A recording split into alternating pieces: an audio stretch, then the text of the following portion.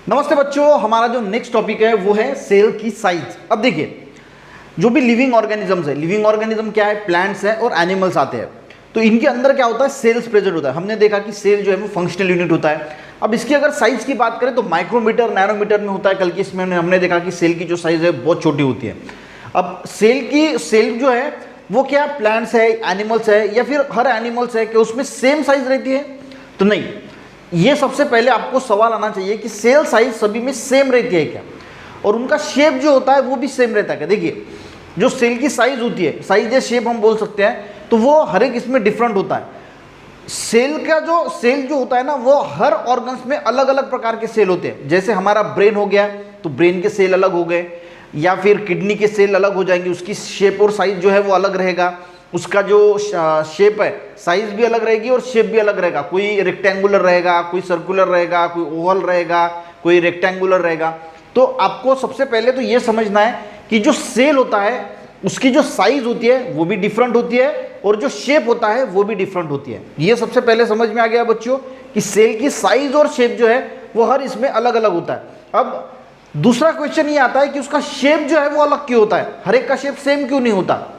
देखिए, ब्रेन के जो सेल होते हैं उनका फंक्शन अलग होता है। वो ब्रेन का सोचना है, समझना है, चलना है, उसको सारे जो कमांड्स देना है, तो ये सारी चीज़ें होती है।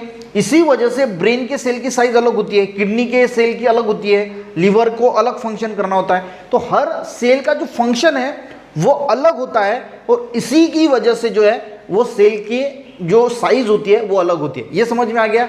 और तीसरा कंसेप्ट है हमारा सेल ऑर्गेनल्स। ऑर्गेनल्स किसे बोला जाता है, मान के चलो कि ये सेल है, तो सेल के अंदर जो चीज़ें हैं, जैसे गोल्गी कॉम्प्लेक्स है, एंडोप्लाज्मिक रेटिकुलम है, सेल वॉल है, मेम्ब्रेन है, तो ये जो सारी चीज़ें सेल के अंदर मौजूद होती है, जो इलेक्ट्रॉन माइक्रोस्कोप से 2 × 10⁹ जो उसको फोकस किया जाता है, यानी 2 बिलियंस टाइम्स, 2 बिलियंस यानी 200 करोड़ टाइम्स उसको बड़ा किया जाता है और उसको सेल को देखा जाता है। तो सेल के अंदर जो भी चीज़ें हैं, जैसे हम हैं, हमारे अंदर मान के चलो कि अंदर किडनी है, लीवर है, ये सारी चीज़ें, उसी प्रकार जो सेल होता है, सेल के अंदर गोल्गी कॉम्प्लेक्स होता है, एंडोप्लाज्मिक रेटिकुलम होता है, बहुत सारी चीज़ें होती है, तो उसको बोला जाता है सेल ऑर्गेनेल्स। ठीक है, तो ये सारी चीज़ें जो है वो आपको जो है वो पता होना चाहिए कि सेल ऑर्गेनेल किसको बोला जाता है। सेल के साइज शेप अलग होते हैं या सेम होते हैं, अलग होते हैं तो क्यों होते हैं, तो सारी चीज़ें यहाँ पे हम इतना पढ़ लेंगे। देखिए, cell size, there are great variation in shapes of cell. तो जो शेप होता है सेल का वो क्या होता है, अलग होता है। Their shapes are mainly related to their function. तो जो फंक्शन होते हैं, जैसे मैंने बताया कि ब्रेन का फंक्शन अलग है, तो सेल, ब्रेन के जो सेल्स होंगे उसका शेप अलग होगा, किडनी का सेल के शेप अलग होगा, क्योंकि वो फंक्शन जो परफॉर्म करते हैं उस हिसाब से उसके जो है वो शेप्स होते हैं। Observe the cell of different shape. अब यहाँ पे अब देखिए, अमीबा जो है वो यूनिसेल्युलर ऑर्गेनिजम्स है। यूनिसेल्युलर होने की वजह से उसका इरेगुलर शेप होता है। अमीबा का शेप कैसा भी हो सकता है, सेल का इरेगुलर है, कोई इसका रेगुलर शेप नहीं है। रेड ब्लड सेल सर्कुलर होते हैं, जो सरफेस सेल है वो कॉलमनर होते हैं, जो स्पायरोगारा है वो स्पाइरल होते हैं, जो फैट सेल दिया है वो ओवल होता है, जो आपको नर्व सेल दिया है वो इलोंगेटेड सेल होता है। तो इस प्रकार से आपको जो है वो अलग अलग सेल के जो शेप्स है वो अलग अलग होते हैं। आपको इतना ध्यान में रखना है कि हर सेल जो है वो अलग अलग शेप्स में आपको देखने को मिलता है। Cells are many different shapes, जैसे सर्कुलर शेप में हो गया, रॉड शेप हो गया, कॉलमनर हो गया, स्पाइरल हो गया, ओवल हो गया, रेक्टेंगुलर हो गया। तो आपको एक चीज़ तो समझ में आ गई कि जो सेल्स है इसके जो शेप्स होते हैं वो डिफरेंट होते हैं। ठीक है, अलग अलग।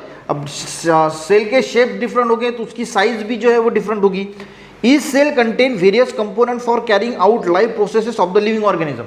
हमारे अंदर जो लिविंग ऑर्गेनिजम्स है उसके अंदर जो भी लाइफ प्रोसेसेस होती है, हम सांस लेते हैं, खाना खाते हैं, हम सोचते हैं, तो इसके लिए जो लाइफ प्रोसेसेस होते हैं, तो सेल के अंदर जो है वो वेरियस कंपोनेंट होते हैं, अलग अलग प्रकार के कंपोनेंट होते हैं। देखिए, these component are called organelles.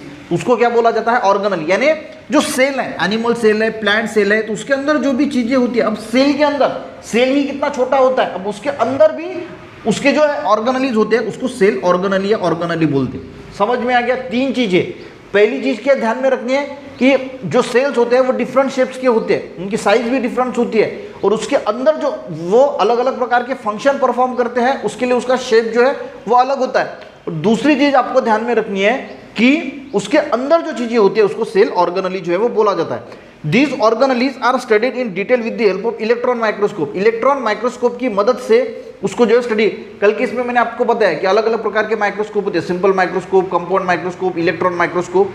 तो यहाँ पे इलेक्ट्रॉन माइक्रोस्कोप की मदद से वो देखे जाते हैं उसके अंदर के organelle which can magnify image up to 2 × 10⁹, यानी 2 बिलियन यानी 200 करोड़, यानी जो उसकी एक्चुअल साइज है उससे 200 करोड़ गुना हमें ज़्यादा बड़ी दिखती है, और उसको हम फिर स्टडी करते हैं इलेक्ट्रॉन माइक्रोस्कोप के अंदर। यानी 2 बिलियन यानी 200 करोड़, या फिर 2 × 10⁹, यानी होता है 2 बिलियन से हम उसको 200 करोड़ बोलते हैं। यानी जो मेन इमेज है उसको इतना बड़ा किया जाता है, और उसके अंदर के जो सेल के अंदर के जो ऑर्गेनेलीज है वो उसको स्टडी किया जाता है। समझ में आ गया? अब जो नेक्स्ट टॉपिक है कि एनिमल सेल है, प्लांट सेल है, इसमें क्या क्या होता है, तो ये हम नेक्स्ट इसमें समझने की कोशिश करेंगे। हम थोड़ा पढ़ते हैं पर अच्छी तरीके से समझने की कोशिश करते हैं। वीडियो अच्छा लगा एक लाइक जरूर करना, अपने दोस्तों को भी शेयर करना, वो जो चैनल पे नए जरूर सब्सक्राइब करना। मिलते हैं नेक्स्ट वीडियो में, तब तक के लिए जय हिंद।